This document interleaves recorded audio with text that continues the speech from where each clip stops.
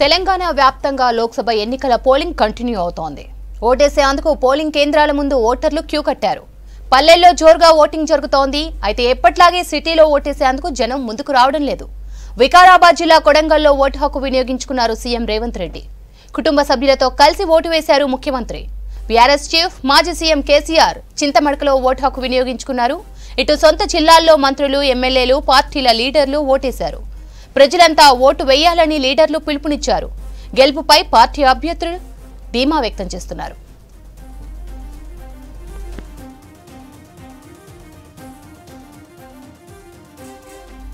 ఇక సాయంత్రం 6 గంటల వరకు పోలింగ్ జరగనుంది. మావోయిస్టు ప్రభావిత ప్రాంతాలైన 13 అసెంబ్లీ నియోజకవర్గాల్లో మాత్రం సాయంత్రం 4 గంటల వరకే పోలింగ్ ముగుస్తుంది.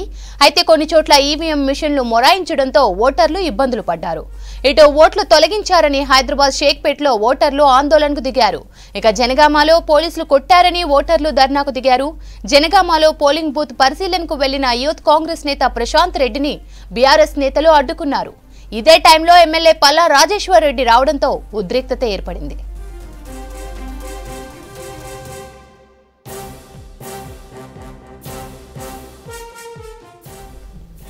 ప్రతి పోలింగ్ స్టేషన్ దగ్గర పోలీసులు భారీ భద్రత ఏర్పాటు చేశారు.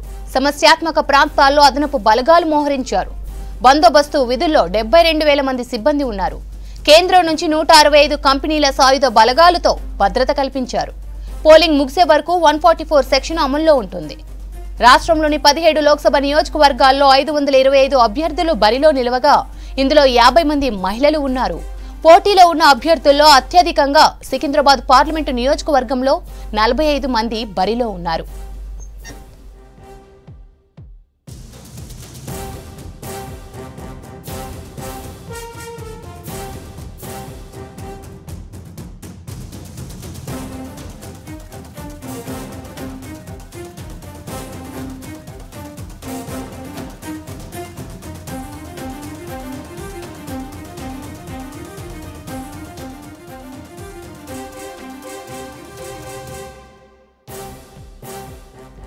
కరీంనగర్లో మధ్యాహ్నం పోలింగ్ కాస్త మందగించింది. ఉదయంతో పోలిస్తే ఓటేసేందుకు జనం పెద్దగా రావడం లేదు. కరీంనగర్లో పోలింగ్ కు సంబంధించి అప్డేట్స్ వెంకటేష్ అందిస్తారు. Venkatesh, over to you.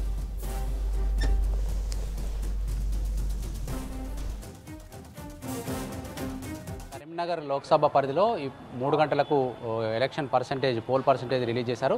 58.24% polling నమోదైంది. ఇప్పటికీ కొన్ని సెంటర్లలో ఓట్లు వేసే వాళ్ళ సంఖ్య పూర్తయి మధ్యాహ్నం కొన్ని బోసిపోతూ ఉంటే కొన్ని సెంటర్లో మాత్రం ఇంకా రద్దీ కనిపిస్తూ ఉంది. ప్రజెంట్ మనం కరీంనగర్ కార్ఖానా గడ్డలోని హై స్కూల్ దగ్గర ఉన్న పోలింగ్ బూత్ దగ్గర ఉన్న సిచ్యువేషన్ చూడొచ్చు. ఇక్కడ క్యూ లైన్లలో ఇటు మహిళలు, పురుషులు ఓటు హక్కు వినియోగించుకునేందుకు వస్తూ ఉన్నారు. మనకు ఇంకా 2.5 గంటల సమయం పోలింగ్కు మిగిలి ఉంది. ఇప్పటి వరకు జరిగిన పోలింగ్ వివరాలు కనుక చూస్తే ఓవరాల్గా ముందే చెప్పుకున్నట్టుగా 58.24% ఉంటే అత్యల్పంగా కరీంనగర్ అసెంబ్లీ సెగ్మెంట్లో 47.45% అయింది. అత్యధికంగా హుస్నాబాద్ సెగ్మెంట్లో 63.98, అంటే దాదాపు 64% అక్కడ పోలింగ్ నమోదైంది. ఇక మిగతా చొప్పదండిలో 61.58%, తర్వాత వేములవాడలో 62.45%, సిరిసిల్లలో 55.67%, తర్వాత మానకొండలో 62.55%, హుజరాబాద్లో 60.15% అయింది. అంటే దాదాపుగా 60% పైన నమోదైన సెంటర్లు ఒక 3 ఉంటే 50 నుంచి 55 మధ్యలో 2 ఉన్నాయి. తర్వాత 50 లోపు కరీంనగర్ ఉంది. కరీంనగర్ లాంటి అర్బన్ సెంటర్లలో కొంత పోలింగ్ పర్సెంటేజ్ మనకు హైదరాబాద్ లాగానే ఇక్కడ కూడా కొంత ఓటు హక్కు వినియోగించుకునే వాళ్ళ సంఖ్య కొంచెం తక్కువగా ఉంటుంది. కానీ మిగతా గ్రామీణ ప్రాంతాలు కావచ్చు చాలా పెద్ద ఎత్తున ఓటు హక్కును వినియోగించుకుంటున్నారు. ముఖ్యంగా యూత్ ఓటర్లు, ఇక్కడ మనకు యూత్ ఓటర్లు కూడా పెద్ద ఎత్తున వచ్చి ఓటు హక్కు వినియోగించుకుంటున్న వాళ్ళ సిచ్యువేషన్ చూడొచ్చు. దాంట్లో తొలిసారి ఓటు వేసే వాళ్ళు ఉన్నారు. తర్వాత మొన్న అసెంబ్లీకి వేసి రెండోసారి ఓటు హక్కు వినియోగించుకున్న వాళ్ళు ఉన్నారు. వీళ్ళంతా కూడా ఉన్నారు. మనకు వీళ్ళను ఒకసారి మాట్లాడిద్దాం. మేడం, ఇది ఫస్ట్ టైం ఓటా? ఎట్లా ఉంది మీ ఫీలింగ్? ఎట్లా ఉంది ఫస్ట్ టైం ఓటు హక్కు వినియోగించుకుంటున్నారు? ఎక్సైటెడ్. ఏంటి, ఏమి ఆలోచించి ఓటు హక్కు వినియోగించుకుంటున్నారు ఈసారి? నేను ఎవరికేస్తే వాళ్ళే విన్ కావాలి అని కోరుకుంటున్నావా? ఓకే. అంటే ఓటు వేసే ముందు ఎవరైనా ఎక్సర్సైజ్ చేసావా? ఎవరు మంచోళ్ళు ఏంది అనేది అట్లా చేసావా? Okay, very good. మీరే కంచెలు వచ్చారమ్మా? ఇక్కడేనా? ఎన్నోసారి ఓటు వేయడం? Second time. ఏంది ఓటు వేసేటప్పుడు మనకి ఏంది పార్లమెంట్కి సంబంధించిన ఏమైనా ఎక్సర్సైజ్ చేశారా? ఎవరు బాగున్నారు ఏంది? లేదా? అమ్మ, మీదేనా? మీకేం సమస్యలు ఉన్నాయి ఊళ్ళో? మీ ఊళ్ళో ఏం సమస్యలు ఉన్నాయి? ఏం సమస్యలు ఉన్నాయి, ఏం చెప్పినా ఏం లాభం లేదు. అంతేనా? ఓకే, ఇక్కడ వృద్ధులు కావచ్చు. చెప్పమ్మా, ఏం సమస్యలు ఉన్నాయి, ఎవరు ఏం చేస్తుండ్రు? మనం ఓటేసినప్పుడు అడగాలి కదా. ఎక్కడ ఎంతమందిని అడిగినా గదే సమాధానం వస్తుంది, చేస్తాము అంటారు. ఇప్పుడు నాకు పింఛన్ లేదు, ఇల్లు లేదు, జాగా లేదు, నేను ఒక్కదాన్ని కాళ్ళ నొప్పులతోనే పని చేసుకొని బతకాలంటే బాగా ఇబ్బంది అవుతుంది నాకు. మరి ఏం చేయమంటావు? ఓటేయడానికి ఎండల పడి కాళ్ళ నొప్పులు ఉన్నా కూడా వస్తున్నాం, మరి నాయకులను అడగాలి కదమ్మా. అడిగితే అంటారు, వాళ్ళు అంటారు అమ్మ చేస్తాము, ఇప్పుడు చేస్తాము, అప్పుడు చేస్తాము, అంతే. ఎన్నిసార్లు వేసినావు ఇప్పటివరకు ఓటు? నీకు తెలుసు మత్తు సార్లు వేసిన. అంతే. మేము ఆత్మాలు ఉండబట్టి 40 ఏళ్ళ.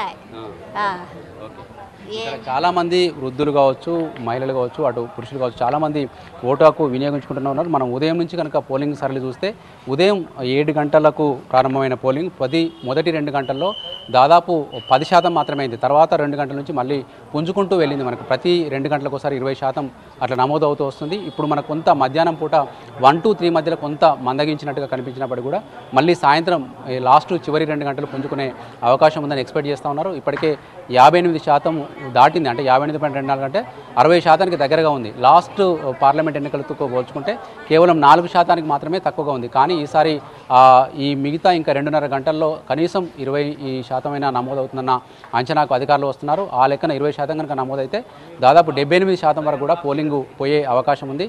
పార్లమెంటు స్థాయిలో ఇంత పెద్ద ఓటింగ్ జరగడం ఒక హిస్టరీ అనే చెప్పొచ్చు. ఎందుకంటే పార్లమెంట్ ఎన్నికల్లో ఓటు వేయాలన్న ఆసక్తి కొంతమందికి గత ఎన్నికల సరళిని బట్టి చూస్తే తక్కువగా ఉంటుందని చెప్పొచ్చు. కానీ ఈసారి కొంత అవేర్నెస్ పెరిగింది. గ్రామాల్లో కావచ్చు, పట్టణాల్లో కావచ్చు పెద్ద ఎత్తున ఓటు హక్కు వినియోగించుకుంటున్నారు. ఓవరాల్గా మన కొన్ని చోట్ల ఈవీఎంలు మొరాయించడం, కొద్ది చోట్ల సాంకేతిక సమస్యలతోటి గంట పోలింగ్ ఆగిపోయిన సందర్భాలు కూడా మనకు ఉదయం నుంచి నమోదవుతూ ఉన్నాయి. కానీ అక్కడ ఎప్పటికప్పుడు వాటిని ఈవీఎంలు మార్చి తర్వాత సాంకేతిక సమస్యను పరిష్కరించి మళ్ళీ పోలింగ్ ప్రారంభించారు. కొన్ని చోట్ల మనకు ఓటర్ జాబితాలో పేర్లు లేదన్న ఫిర్యాదులు కూడా వచ్చినాయి. అట్లాంటి వాళ్ళు కూడా అధికారులను సంప్రదించినప్పుడు వాళ్ళకు ఏదో ప్రత్యామ్నాయంగా ఎందుకు మిస్ అయింది, గతంలో అసెంబ్లీ ఎన్నికల్లో ఉండి ఇప్పుడు ఎందుకు మిస్ అయిందనే కోణంలో మేము విచారణ జరిపి చెప్తామని చెప్పి వాళ్ళు చెప్పి పంపించారు తప్ప మిస్ అయిన ఓటు వాళ్ళు మళ్ళీ వినియోగించుకునే అవకాశం లేదు. కానీ ఎవరైనా నిజంగానే ఓటర్ అయి ఉండి వాళ్ళ ఓటు ఎవరైనా ముందే క్యాస్టింగ్ చేసి కనుక ఉంటే వాళ్ళు టెండర్ ఓటు వేసే అవకాశాన్ని కూడా 1-2 చోట్ల కల్పిస్తూ ఉన్నారు. అట్లాంటి సంఘటనలు కూడా ఈసారి ఫస్ట్ టైం, అంటే టెండర్ ఓటు, ఛాలెంజ్ ఓటు అనేది ఉన్నదని కూడా చాలామందికి తెలియదు. కానీ కొంత సోషల్ మీడియా కావచ్చు, ఎలక్ట్రానిక్ మీడియా కావచ్చు అవేర్నెస్ వచ్చింది. అట్లాంటి కొన్ని సందర్భాలు టెండర్ ఓటు అడిగి వేసిన సందర్భాలు కూడా కరీంనగర్ జిల్లాలో కనిపిస్తున్నాయి. ఇప్పుడు మిగతా 2.5 గంటల్లో పోలింగ్ పర్సెంటేజ్ మీద అధికారులు దృష్టి సారించారు. ఇప్పటికే ఎలక్షన్ కమిషన్ ఆఫ్ ఇండియా నుంచి తరచుగా అందరికీ ఓటర్లందరికీ కూడా ఫోన్లు కూడా వస్తున్నాయి. మీరు అందరూ స్వేచ్ఛగా ఓటు హక్కు వినియోగించుకోండి, ఓటు వేయండి అనే యాంగిల్లో.